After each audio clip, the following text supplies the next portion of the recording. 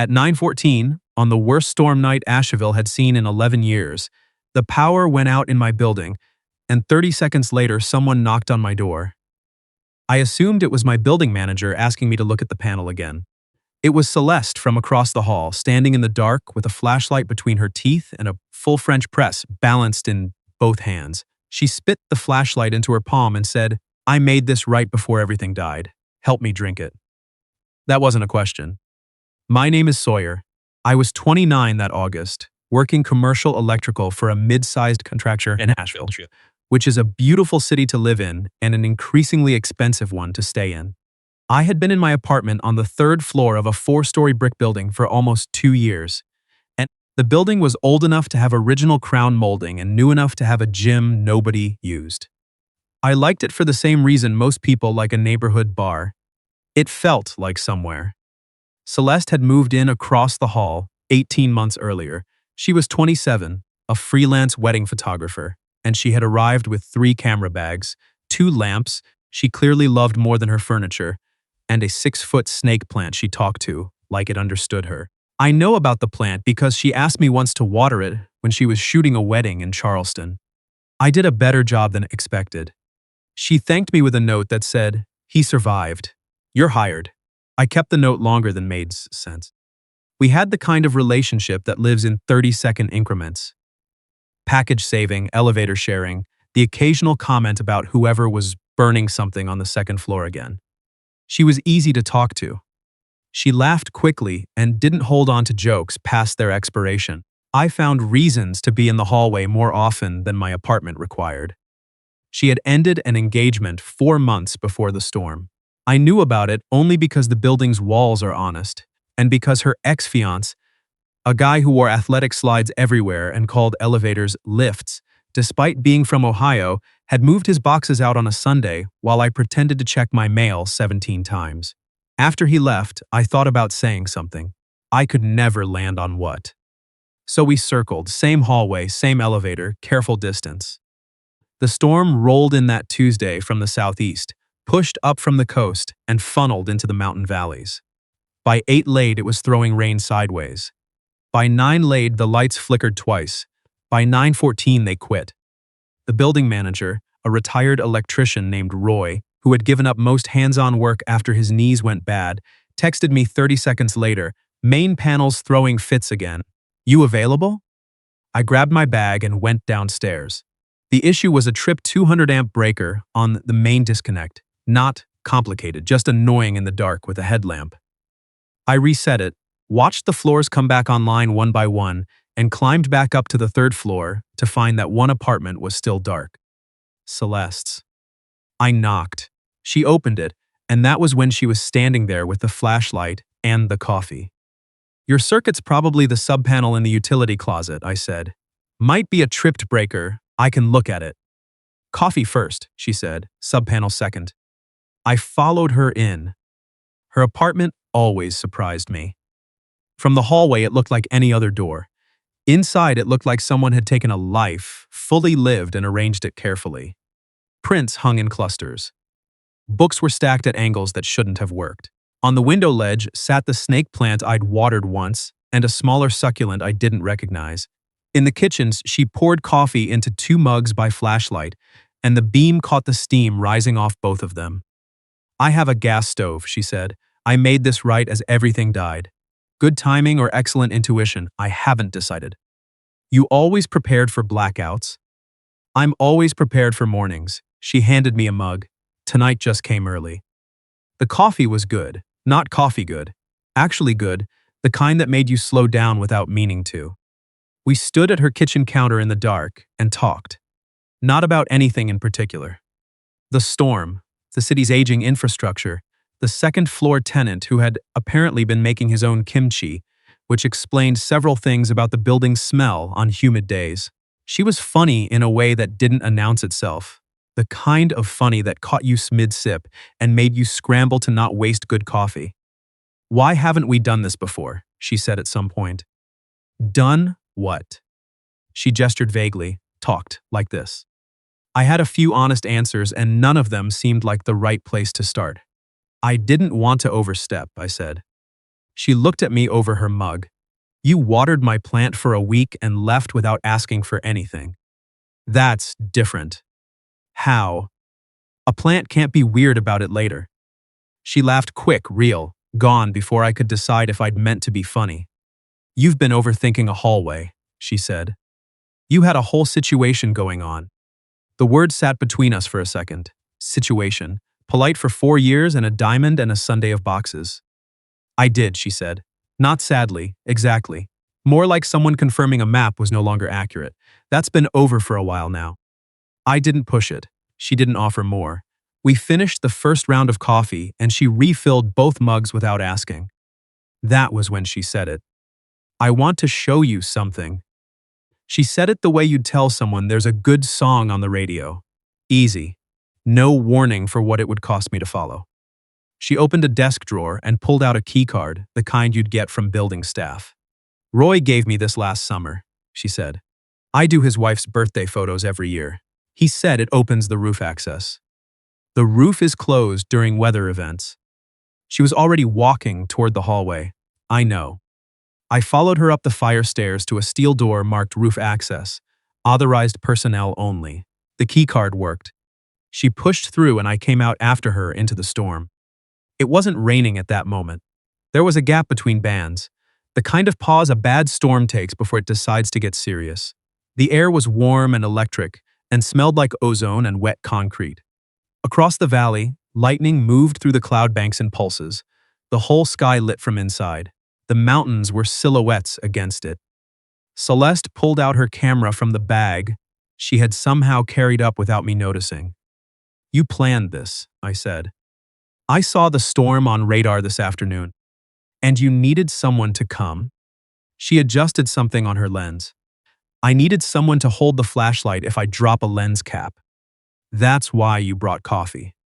The coffee was because I was lonely. She said it without looking up, still adjusting the camera, and I didn't know what to do with how honest that was.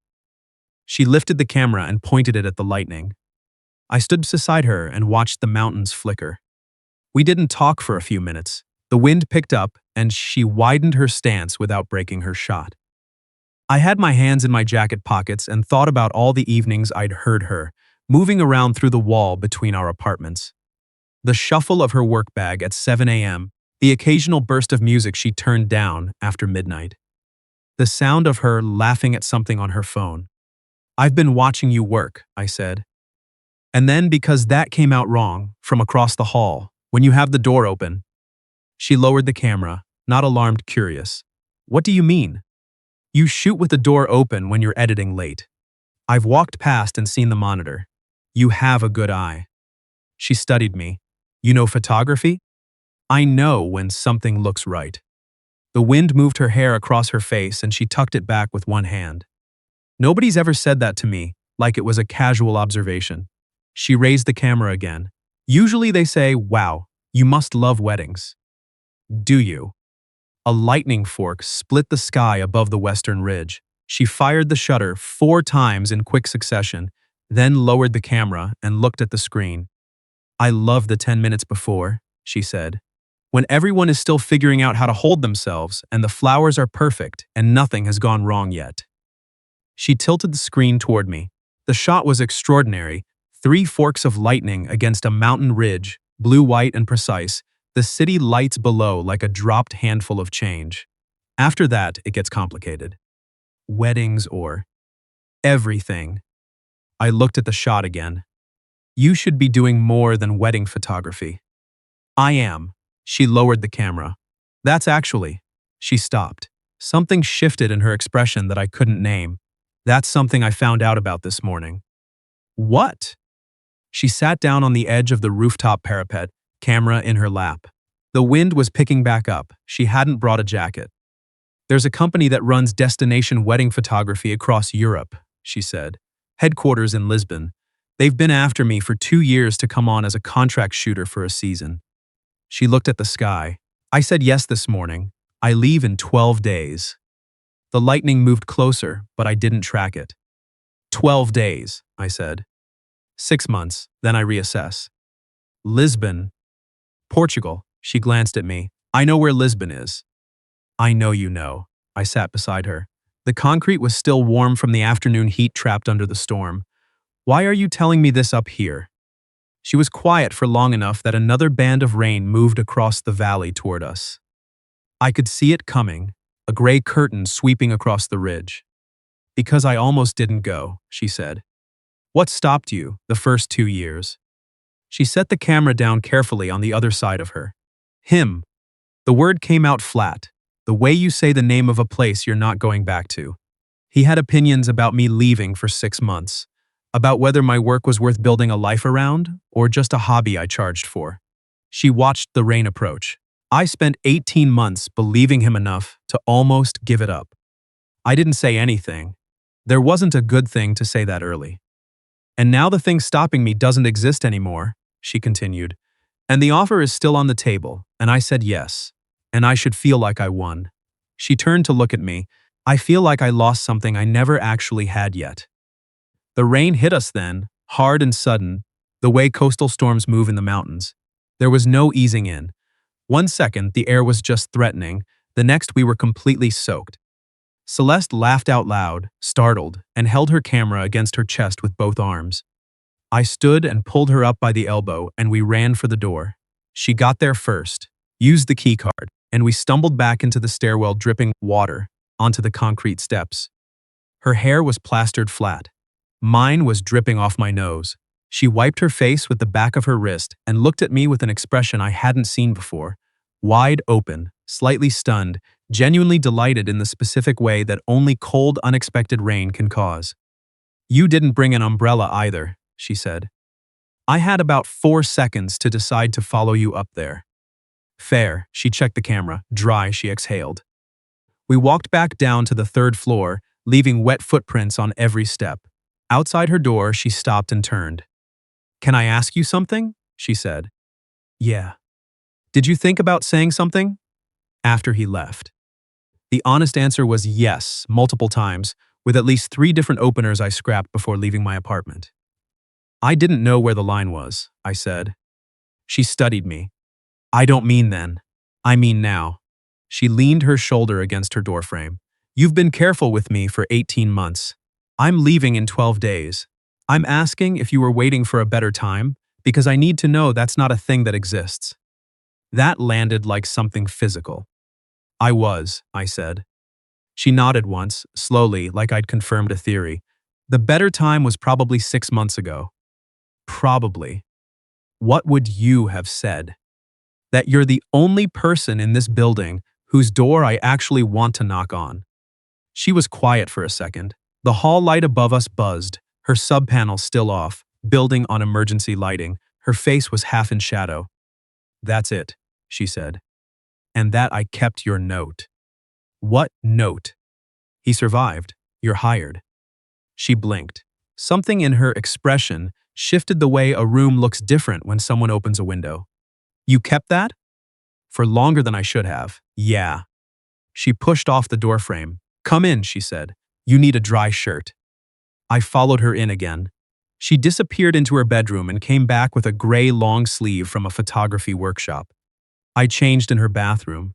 When I came back out, she had changed too, into an oversized sweatshirt and leggings, hair twisted into a knot, and was sitting on her kitchen counter with 2 more mugs. We drank the second round of coffee on her couch. She tucked her feet under her and faced me sideways. I learned more about her in that hour than in 18 months of hallway exchanges.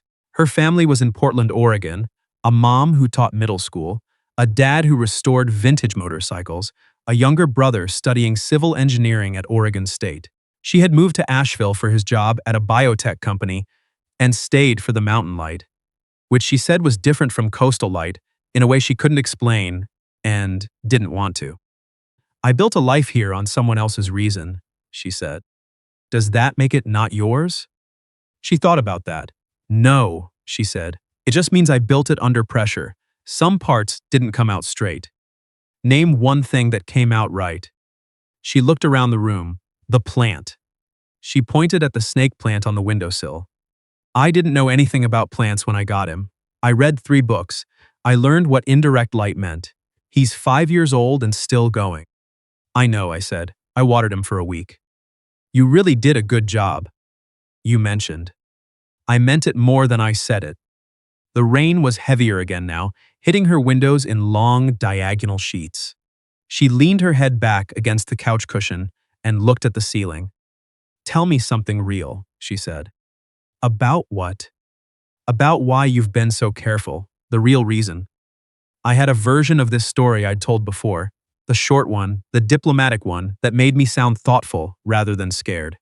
I told her the actual one instead. I had dated someone for 2 years, starting when I was 25. She was finishing a master's in landscape architecture and had plans that were always 1 degree beyond whatever we had together. Not bad plans. Good plans. The kind that required a different city, a different pace, a different version of me I kept almost becoming before arriving at the moment it was too late. When she left for a position in Seattle, she said I wasn't someone who wanted things badly enough. I spent a long time thinking she was right. Are you? Celeste said. Am I what? Someone who wants things badly enough. I looked at her. She was watching me with the same expression she'd used on the roof. Camera up, waiting for the lightning, patient. Not casual. I think I've been confusing caution with character, I said. Like if I never reached for something, I could never reach wrong. She was quiet. Then, that's one of the saddest things I've ever heard, said calmly. I'm working on it. You literally came up to a locked rooftop in a tropical storm. You had the key card. You didn't have to follow. She uncurled her legs and set her mug on the coffee table. I knew you would, though. How? She shrugged. You kept the note. Outside, a transformer blew somewhere down the block. You could see the brief blue flash through the window. The hallway lights blinked, and then her apartment came back on, warm and abrupt, and we both squinted. She laughed at the timing. I laughed because she did. When the laughter ran out, the room felt different with the lights on. More real, less protected by the dark. 12 days, I said. 12 days, she agreed.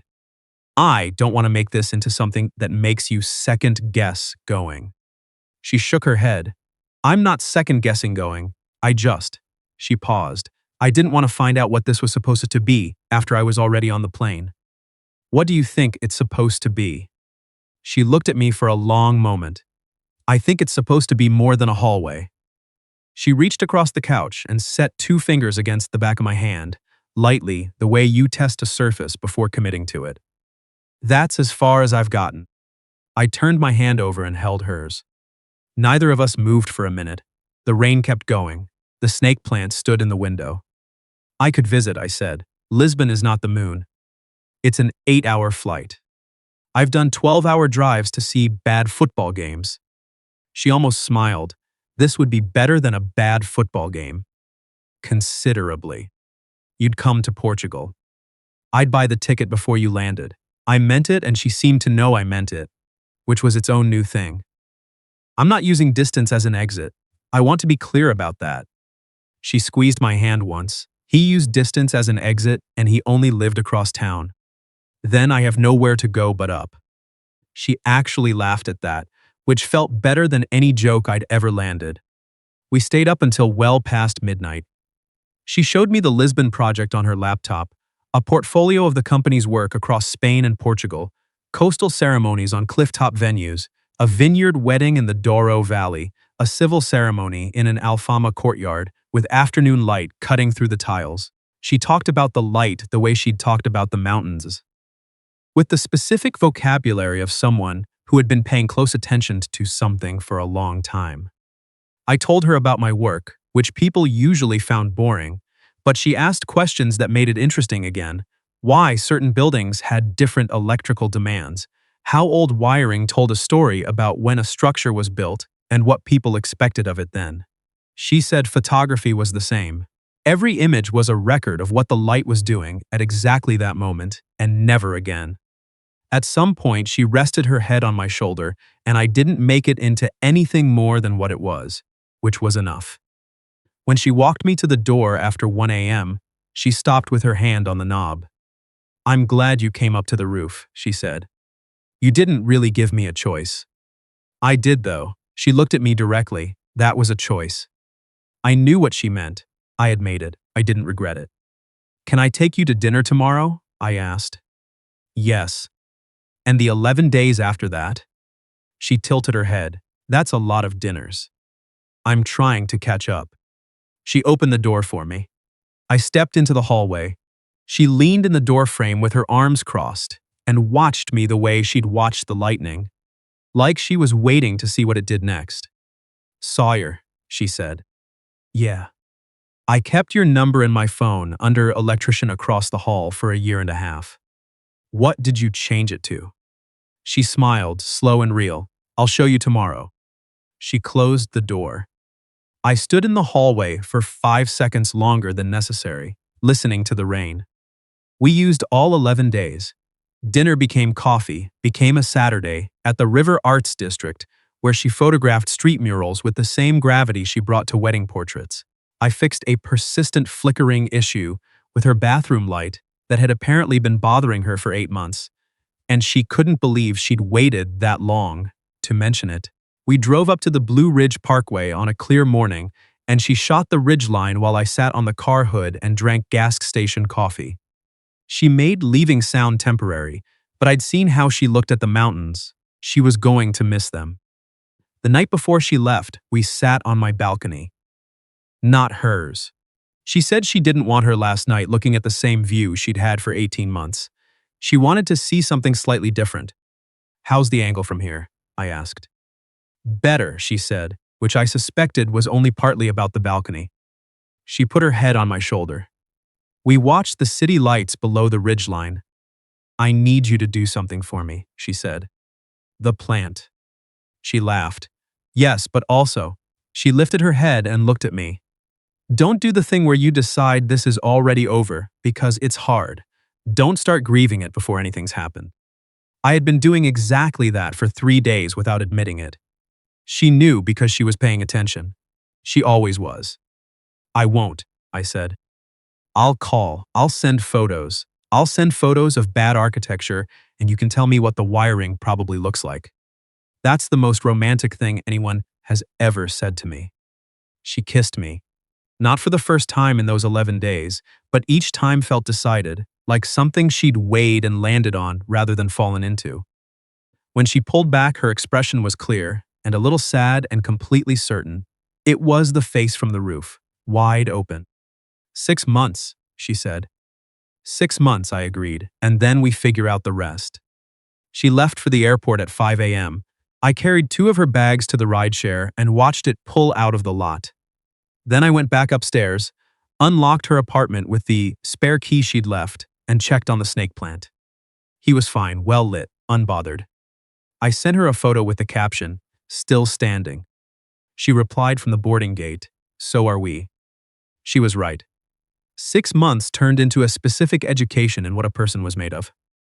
Missed calls and made-up calls, and 1 week when a time zone miscommunication meant we didn't actually speak for 5 days, which clarified several things about how much I'd let her into my thinking. She cried once over a video call.